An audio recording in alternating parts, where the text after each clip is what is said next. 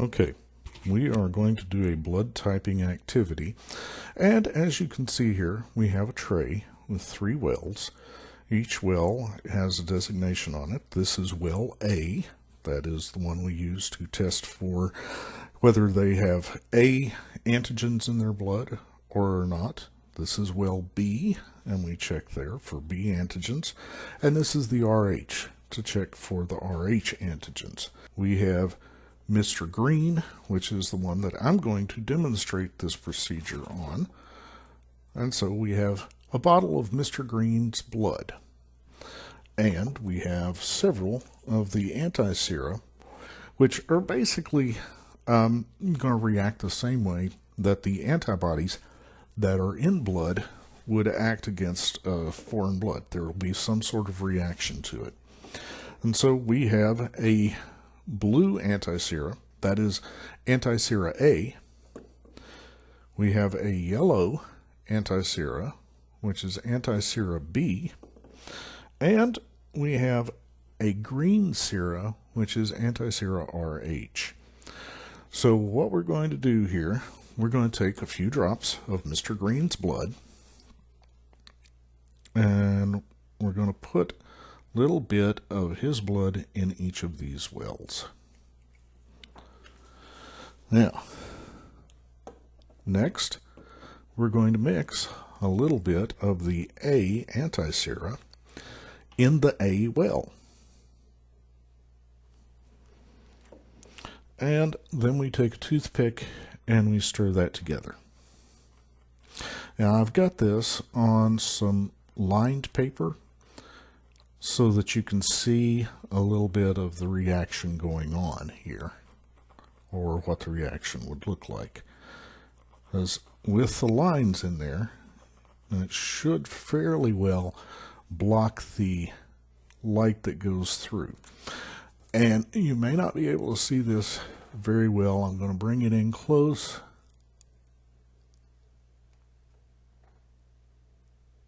But there are granules that have formed inside of that particular patient's blood. So that is a reaction. What we're looking for is a reaction of any sort. And so we have reacted to the A anti-sera, which means that on his red blood cells he has the A antigens. Now we're going to check the B anti-sera. And again, just a couple of drops here. Hopefully this lined paper makes it a little clearer for you. But again, we stir. We're stirring with a different stick this time. But with that one, you can tell it's gotten quite cloudy. So there was a reaction, as you cannot see the line anymore. So we have had a reaction to both the A and the B. And again, I'll try to bring this in closer to see if you can see any of this.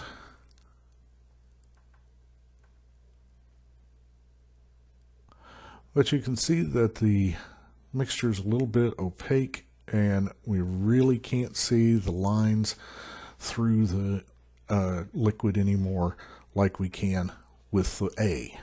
Or, I'm sorry, with the RH over here. You can still see those lines. But the A and the B are pretty well blocked. So, once again,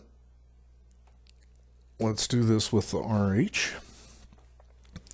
And we're going to use this simulated RH serum and see if we get any reaction there. We're doing this with a different toothpick each round because we don't want to cross-contaminate.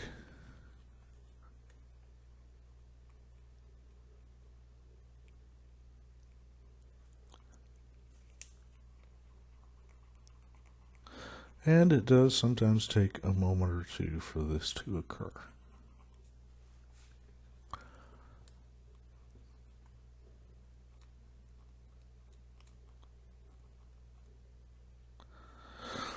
Now, here we have we have a reaction that has also occurred in the RH. I'm going to change the lighting on this a little bit, maybe so you can see this a little bit better. Increase the brightness slightly, and you can see maybe some granules on the RH. I'm going to take this to maybe a sideways view.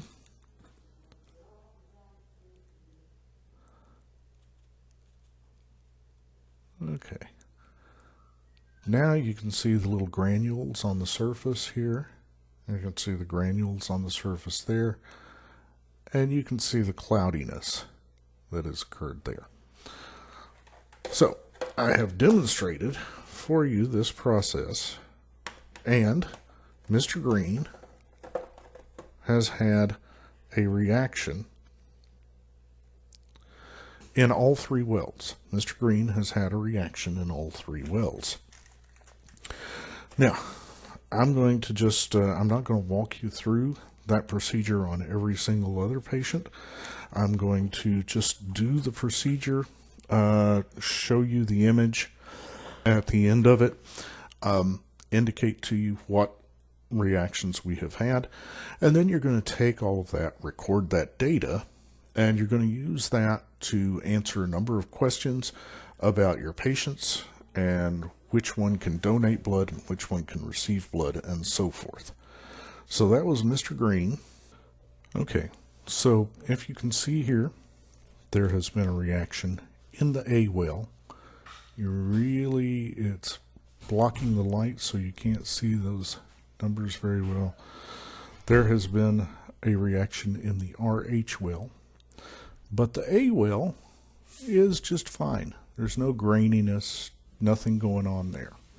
So Mr. Smith has had a reaction in the A and the RH.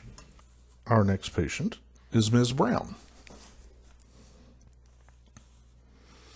Okay, now if we look at Ms. Brown, what we see is that there's been no reaction at all in any of the wells. Now, that's significant to note at this point that no reaction is going to tell us just as much information as if we had a reaction. And our final patient is Mr. Jones. And so in the case of Mr. Jones, you can see that it's got an opaque there, but you can see right through the RH, and you can see right through the A well. So Mr. Jones has had a reaction in the B well only. And now I'm just going to show you the data that we have collected so that make sure everybody is clear on this.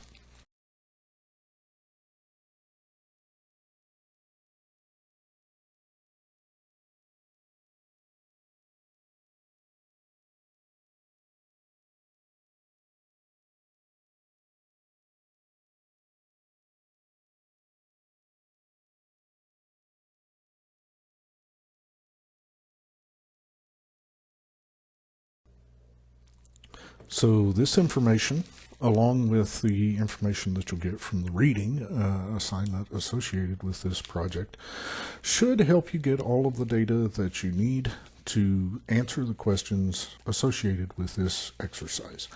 So good luck.